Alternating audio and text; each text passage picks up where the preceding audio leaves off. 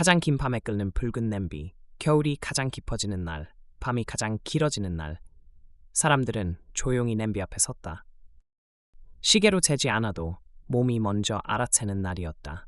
해가 가장 늦게 지고 가장 천천히 다시 돌아오기 시작하는 지점. 동지는 달력의 한 줄이 아니라 계절이 방향을 트는 순간이었다. 그날의 중심엔 늘 팥죽이 있었다. 단순히 배를 채우는 음식이 아니었다. 팥죽은 겨울이 더 깊어지지 않도록 붙잡아두는 장치였고 긴 밤을 무사히 넘기기 위한 약속이었다. 붉은 팥이 물에 풀리며 끓어오를 때 사람들은 계절이 다시 움직이기 시작한다고 믿었다. 그래서 동지 팥죽은 빠질 수 없었다. 먹지 않으면 겨울이 계속될 것 같았고 먹고 나면 아주 조금이나마 해가 길어질 것 같았다. 이 믿음은 미신처럼 보이지만 사실은 자연의 리듬을 몸으로 이해한 결과였다. 동지 음식이 사라지면 겨울도 끝난다는 말은 그래서 단순한 수사가 아니다. 계절을 감각하는 방식 자체가 사라진다는 뜻이었다. 팥죽은 음식이 아니라 식이었다. 팥죽은 오랫동안 막는 음식이었다. 붉은색은 나쁜 기운을 물리친다고 여겨졌고 팥은 그 상징의 중심에 있었다. 동짓날 팥죽을 끓여 집안 곳곳에 뿌리거나 문설주에 발랐다는 기록은 많다. 이는 귀신을 쫓기 위한 행위이기도 했지만 동시에 겨울이라는 불확실성을 통제하려는 인간의 태도였다. 추위와 어둠, 질병과 흉년은 늘 함께 왔다. 가장 밤이 긴 날은 그 불안을 상징적으로 끌어안는 시점이었다. 팥죽 속 새알심 역시 이 미가 있었다. 한 알 한 알이 사람을 상징했고 식구수만큼 넣어 끓였다. 그릇 속에는 가족의 안녕과 무사함이 담겼다. 동지는 그래서 작은 설이라 불렸다. 새해처럼 크게 떠들지는 않았지만 조용히 다짐하고 준비하는 날이었다. 계절을 기준으로 삶을 설계하던 시절, 음식은 가장 분명한 신호였다.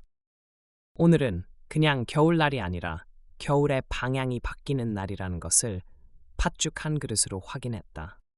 사라지는 동지, 희미해지는 계절 감각. 요즘 동지는 대부분 그냥 지나간다. 회사에서는 평소와 다름없는 하루였고 학교 급식에서 팥죽이 나오지 않으면 아이들은 동지가 있었는지도 모른다. 겨울은 이미 난방과 조명으로 통제된다. 밤이 길어졌는지 짧아졌는지 체감하기 어렵다. 계절은 점점 배경이 되었고 음식은 이벤트가 되었다. 하지만 이 변화는 단순한 생활 방식의 변화로 끝나지 않는다. 계절 음식을 잃는다는 것은 시간 감각의 기준을 잃는 일이다. 사계절을 느끼지 못하면 몸은 자연보다 화면과 일정표에 더 맞춰 움직이게 된다. 그래서 최근 일부 지역과 가정에서는 다시 동지 팥죽을 챙긴다. 전통을 지키기 위해서라기보다 계절을 다시 느끼기 위해서다. 아이에게 오늘이 동지야 라고 말해주고 왜 팥죽을 먹는지 설명하는 순간 시간은 다시 입체가 된다. 음식이 설명서가 되고 냄비는 계절 교과서가 된다. 계절 음식은 생활의 나침반이다. 동지 팥죽이 사라지면 겨울이 끝난다는 말은 역설처럼 들리지만 실제로는 반대다. 팥죽을 먹지 않으면 겨울이 끝났다는 감각을 잃는다. 우리는 여전히 겨울을 지나지만 어디쯤 와 있는지는 모른다. 계절 음식은 그 위치를 알려주는 나침반이었다. 봄에 쑥을 먹고 여름에 삼계탕을 먹고 가을에 햇곡을 맛보고 겨울에 팥죽을 먹는 일은 생리학적 이유만이 아니라 시간의 좌표를 찍는 행위였다.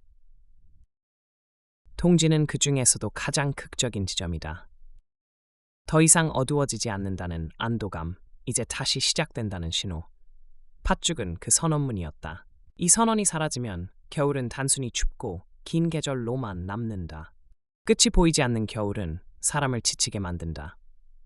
그래서 조상들은 그 끝을 미리 만들어 두었다. 가장 긴 밤의 끝에 팥죽을 놓고 여기서부터는 다시 나아간다고 합의했다. 이는 공동체적 지혜였고 정신적 안전장치였다. 그래도 우리는 왜 다시 팥을 씻는가 바쁘다는 이유로, 귀찮다는 이유로 전통은 쉽게 사라진다.